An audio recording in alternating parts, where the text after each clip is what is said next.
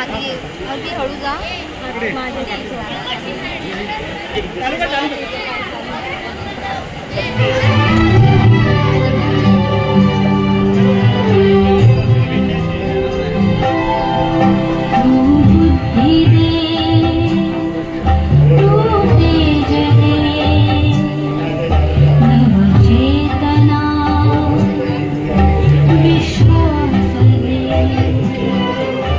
स्वागतम सुस्वागतम. महादेवाची वाडी ते वागेश्वरी सार्वजनिक गणेशोत्सव मंडळ आपल्या सर्व भक्तगणांचे सहर्ष स्वागत करीत आहे.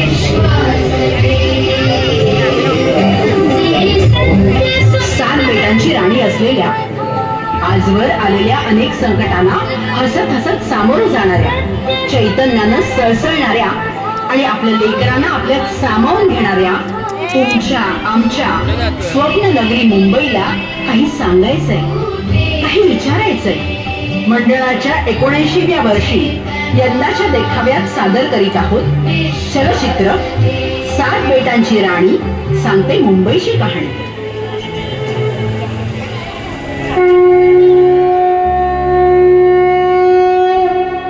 हे गणराया, बुद्धीच्या देवता तुम्हाला मनपूर्वक अभिवादन. हे मूषका, तयारीला लागा. पृथ्वीवर माझ्या स्वागताची जंगी तयारी सुरू असेल. नेहमीप्रमाणेच तुम्ही मला पत्राद्वारे सगळ्यांची खुशाली कळवता आणि त्याप्रमाणे आपण भक्तांच्या हाकेस धावून जातो. त्यांचं दुःख समजून घेऊन निवारण करतो.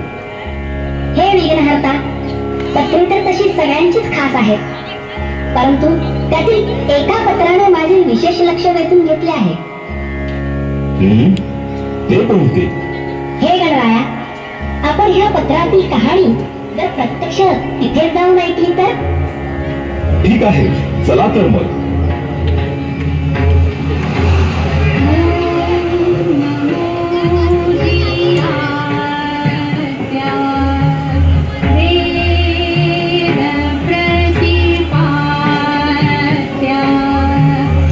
सर्वांचे मूळ असणाऱ्या वेदांच्या प्रतिपादनाचा विषय मानलेल्या ओंकारा तुम्हाला नमस्कार असो. तुमच्या रूपाला जाणणारे तुम्ही स्वतःच आहात. सर्वव्यापी अशा आत्मरूपी ओंकारा तुमचा जय जयकार असो. श्री गणेश ते तुम्हीच आहात. सकळ जनाच्या बुद्धीला ज्ञानाचा प्रकाश देणारे तुम्हीच आहात. माझ्या विनंतीला मान देऊन इथे आल्याबद्दल सहर्ष आभार.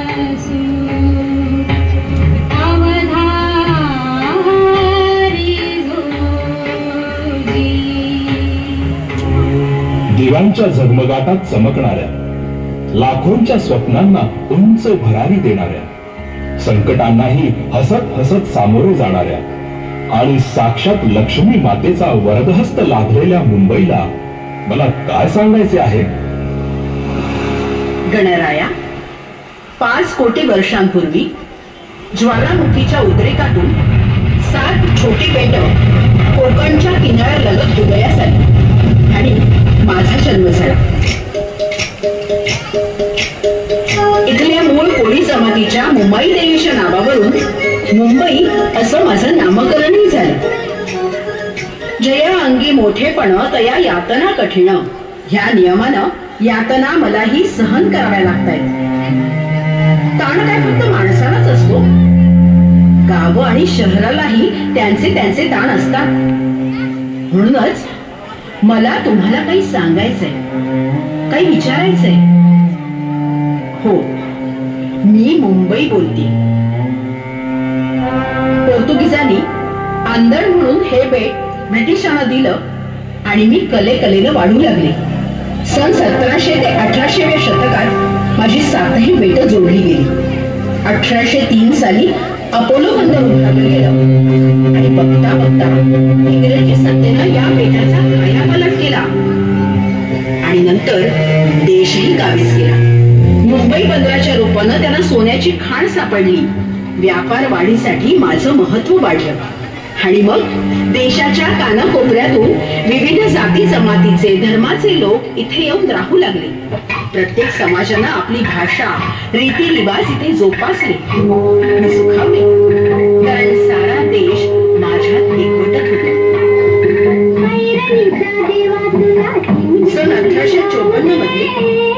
बाबसजी डाबर या पारशी व्यापाऱ्यानं मुंबईत सुरू केलेल्या पहिल्या कापड गिरणीमुळे आणि नंतर आणखी उभारलेल्या गिरण्यांमुळे महाराष्ट्राच्या कानाकोपऱ्यातून मुंबईत चाकरमान्यांचं स्थलांतर होऊ लागलं. इतर अनेक छोटे मोठे व्यवसाय वाढत गेले आणि माझी भरभराट होऊ लागली. अनेक उद्योजकांनी समाजाचा विचार करून शाळा, महाविद्यालय, इस्पितळं, रिसर्च सेंटर्स, धर्मादाय संस्था निर्माण केल्या. सामाजिक जाणीवेतून मानवतेचा धर्म जोपासला जाऊ लागला. स्वातंत्र्य युद्धात मुंबईनं आपलं योगदान दिलं. 1857च्या बंडातील क्रांतिकारकांपासून ते 1942च्या छोडो भारत चळवळीपर्यंत अनेक राजकीय नाट्य मुंबईच्या रंगमंचावर साकार झाली. भाषावार प्रांतरचना झाली. आंदोलन, चळवळी आणि 105 हुतात्म्यांच्या बलिदानानं सारा महाराष्ट्र ढवळून निघाला. मराठीपणाचा विजय झाला आणि मुंबई महाराष्ट्राची राजधानी झाली. आणि गिरणगाव संस्कृतीनं त्यावर कळस चढवला. गिरणगावात जिगर होता, उबदारपणा होता, जोश होता, मस्ती होती. इथला माणूस कायम समूहात वावरला आणि जगला. मुंबईत आलेला कोणीही उपाशी राहत नाही. म्हणूनच 18व्या ते 19व्या शतकात मुंबईला येणाऱ्या या चाकरमान्यांची राहण्यासाठी जी व्यवस्था निर्माण झाली ती म्हणजे चाळ. आणि त्यातून उदयास आलेल्या चाळ संस्कृतीमधूनच सार्वजनिक गणेशोत्सव, राजकीय चळवळी, नाटकं, भजन मंडळ, व्यायामशाळा, क्रीडा संस्था यात गिरणगाव बुडून गेला. जगातील एका श्रेष्ठ कला नगरीचा पाया इथेच रचला गेला. या गिरणगावानं खऱ्या अर्थानं मुंबईला मुंबई पण दिलं. सद्य परिस्थितीत होणाऱ्या विकासाचा आढावा घेताना विशेष उल्लेखनीय म्हणजे 16 एप्रिल 1853 साली बोरीबंदर ते ठाणे दरम्यान धावलेल्या पहिल्या ट्रेन पासून ते आजपर्यंत दर दिवशी 70 ते 80 लाख प्रवासी मुंबईकरांना वेळेवर ऑफिस आणि घरी पोहोचवणाऱ्या लोकल्सचा प्रवास हा आणखी खास होता. मुंबईकरांचं आयुष्य घड्याळाच्या काट्यावर नाही तर रेल्वेच्या वेळापत्रकावर सुरू असतं. लोकल्सवरचा भार कमी करण्यासाठी तिच्या दिमतीला मुंबई मेट्रो आणि मोनो रेल्वे धावून आल्या. लवकरच मुंबईतून बुलेट ट्रेन धावणार आहे आणि त्यामुळे मुंबई अधिक गतिमान होईल. समुद्रातील वांद्रे सी लिंक आणि नव्यानं उभा राहिलेला अटल सागरी सेतू सध्या मुंबईचं आकर्षण केंद्र बनल्याचं पाहायला मिळतं. तसंच मुंबई देशाची आर्थिक राजधानी असल्यामुळे शेअर मार्केट, बँका, विविध देशांच्या दूतावासांची ऑफिसेस आणि सामान्य माणसांसाठी पतपेढ्याही स्थापन झाल्या. देशाच्या कानाकोपऱ्यातून आलेल्या नवोदित कलाकारांच्या स्वप्नांना उभारी देणाऱ्या जगातील सगळ्यात मोठ्या झगमगीत इंडस्ट्री म्हणजेच बॉलिवूड पासून ते अगदी मॅनेजमेंट गुरु असा नावलौकिक असलेल्या आणि फोर्ब्सद्वारे सन्मानित जगात कौतुकाचा विषय ठरलेल्या डब्बेवाल्यांनी मला एक वेगळीच ओळख निर्माण करून दिली. इतकं सगळं आलबेल असताना तुझी व्यथा आहे तरी काय? हे बुद्धिदेवता, काळाची अनेक रूपं मी पाहिलीत. युद्धातील संहार अनुभवलाय. दंगलीमधून माणसांचीच अमानुषता पाहिली. आगीची दाहकता भोगलीय. निसर्गाच्या रौद्र रूपाशी सामना केलाय. बॉम्बस्फोटाची भीषणताही पचवली. ते अगदी आतापर्यंत कोविड नावाच्या विषाणूमुळे ठप्प झालेल्या जगाची दारुण अवस्थाही पाहिली. हे सगळं पाहताना माझीने मला कधी हरवून बसले समजलंच नाही. एकाच मुंबईची दोन चित्र मला भीती घालत आहेत. एक आहे सळसळत आणि दुसरं आहे उदास, केबिलवाणं, हरकटलेलं आणि विस्कट. आर्थिक राजधानी आणि व्यापार नगरी म्हणून माझी प्रगत शहरांशी स्पर्धा सुरू झाली. माझी आर्थिक ताकद आता माझ्याच मुळावर आली. क्वीन्स नेकलेस म्हणून प्रसिद्ध असणाऱ्या मला माझ्याच अंगावरची आभूषणं जड वाटू लागली. कुणीही माझ्याकडे यावं, मी तुम्हाला आपलंसं करून घेते, तुमच्या स्वप्नांना भरारी देते. ह्या भावनेनं माझ्याच पंखातलं बळ आता कमी होऊ लागलंय. म्हणूनच म्हटलं की ताण काय फक्त माणसांनाच असतो. वाढलेल्या औद्योगिकीकरणामुळे वाहतूक, दळणवळण आणि प्रवासासाठी वृक्षतोड करून, नदी नाले अडवून, समुद्रात भराव टाकून रस्ते आणि उड्डाण पूल बांधले गेले. वाढलेल्या लोकसंख्येमुळे आणि रोजगार निर्मितीमुळे मुंबईत घराचे दर वाढू लागले. मध्यमवर्गीय मुंबईकरांच्या स्वप्नातलं घर स्वप्नांच्या पलीकडचं वाटू लागले. वाढलेल्या दरांमुळे मध्यमवर्गीय मात्र मुंबईची दिशा सोडून उपनगरांमध्ये स्थिरस्थावर होऊ लागला. परंतु रोजच मुंबईला प्रवास करावा लागत असल्यामुळे लोकल्स मध्ये धक्के खात, रस्त्यावरचे खड्डे चुकवत, पावसा पाण्यात भिजत, अपेक्षा आणि स्वप्नांचं ओझं घेऊन कामावर रुजू होऊ लागला. काळ्या पिवळ्या टॅक्सीची जागा घेतलेल्या ओला आणि उबेर मधूनही फिरणाऱ्या मुंबईकरांची ट्रॅफिकमुळे होणारी गैरसोय होताना पाहून माझं मन दुखावतं. मोठमोठ्या रस्त्यांवरून, उड्डाण पुलांवरून धावणाऱ्या वाहनांमुळे होणाऱ्या प्रदूषणामुळे माझाही श्वास कोंडू लागलाय. आज प्रदूषणाबाबतीत जगातील सर्वाधिक प्रदूषित शहरांच्या यादीत 20 फेब्रुवारी 2023च्या सर्व्हेनुसार मुंबई दुसऱ्या क्रमांकावर आहे. पाण्याचा निचरा नीट होत नसल्यानं आणि वाढलेल्या बांधकामामुळे मुंबईची तुंबई होण्यास वेळ लागत नाही.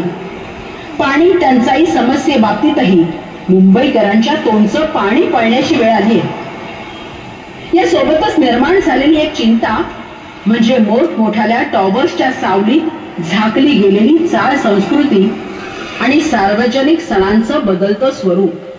चाळ ते टॉवर हा प्रवास खूप रंजक होता. चाळीतून अनुभवलेला शेजार धर्म कधी फ्लॅट्स नावाच्या पिंजऱ्यात विरून गेला कळलंच नाही.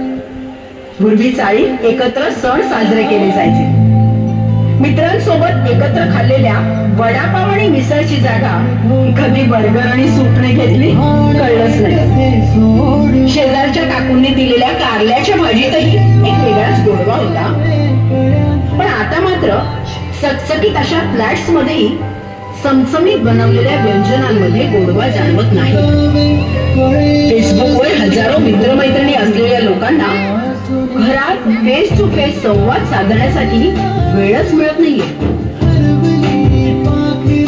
पूर्वी लोकलमध्ये भजनं गाणी म्हणता म्हणता सहप्रवाशांसोबत गप्पा मारता मारता कधी वेळ निघून जायचा हे कळायचं देखील नाही.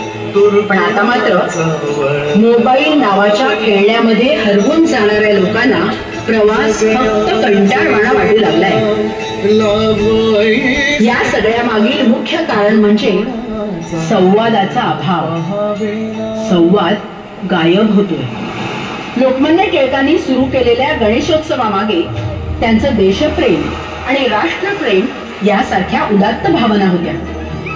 समाजाची बदललेली जीवनशैली पाहता त्याचा विपरीत परिणाम जसा सगळ्या गोष्टींवर झाला तसाच तो आपल्या सण साजरे करण्यावरही झाला. आधीच्या उत्सवाचं संस्कारमयी वातावरण जाऊन त्याची जागा अटीतटीची स्पर्धा आणि करमणुकीचं साधन यांनी घेतली आहे. सणांचं रूप बदलत आहे. ही इतकी रूप पाहतानाही माझं मन दुखावत आहे. आजची एकंदरीत आर्थिक, भौगोलिक, राजकीय, सामाजिक, सांस्कृतिक आणि मानसिक स्थिती पाहता ती बदलण्यासाठी, सुधारणा घडवून आणण्यासाठी शासनासोबत मुंबईकरांचीही तितकीच नैतिक जबाबदारी आहे.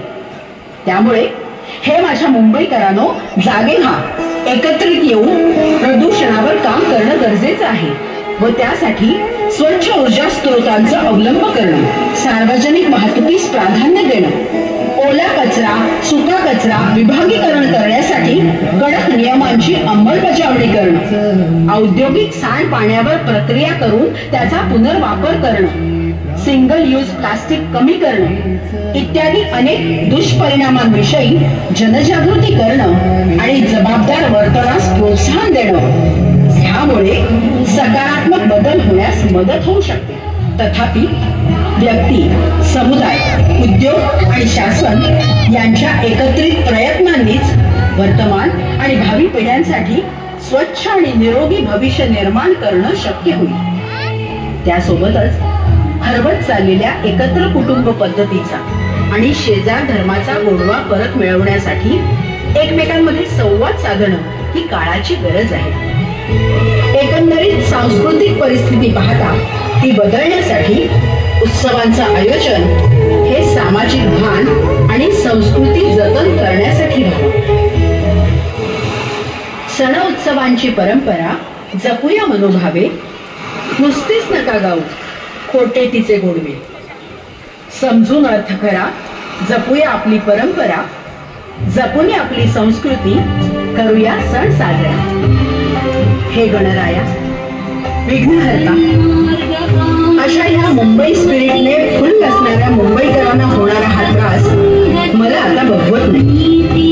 इथे कितीही समस्या असल्या तरी माझं माझ्या मुंबईकरांवर तितकंच प्रेम आहे. आणि दहशतवादी हल्ल्यापासून ते आतापर्यंत कोविड नावाच्या संकटालाही धीरपणे सामोरे जाणाऱ्या माझ्या मुंबईकरांनीच मला समृद्ध केलंय. आणि त्यामुळे अशा माझ्या समृद्धवान मुंबईकरांना त्यांच्या पंखात बळ देऊन उंच भरारी घेण्यासाठी त्यांना सामर्थ्यवान आणि सृजनशील बनवावं हीच तुमच्या चरणी मनोभावे प्रार्थना.